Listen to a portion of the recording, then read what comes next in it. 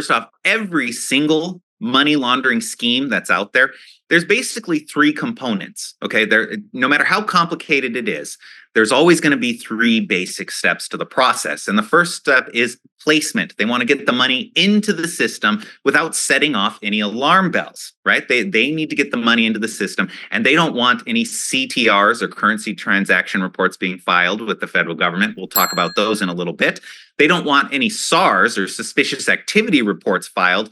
They want to avoid any detection or reporting to the government. So the first step is very important, where they place the funds into the system without setting off any alarms. The second step is called layering. That's where they move the money around in a very complicated fashion in order to hide or obscure where those funds came from. And so they engage in all kinds of complicated transactions and move the money from here to there, kind of like a shell game, but that's part of the layering process. And then finally, they have integration. Integration is when the funds are in an account. They look like they came from some legitimate source. So in other words, it's effectively laundered. And once it's integrated, or we get to that integration step, then they can use those funds how they would like. And so the good news is we are in a unique position as a financial institution to actually detect some of this activity. Here's the other thing.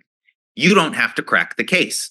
I work in this sphere, so I see all kinds of different ways that the money laundering process works and how these complicated schemes are put together. But your financial institution doesn't necessarily have to crack the case or figure out exactly what's going on. What we're looking for is the unusual things that happen. Maybe it's just a link to the chain, but when you start taking some of these links and putting them together, that's how we catch some of the bad actors in this industry. So because of our unique position in this entire process as financial institutions, you are required, believe it or not, to have a BSA AML program.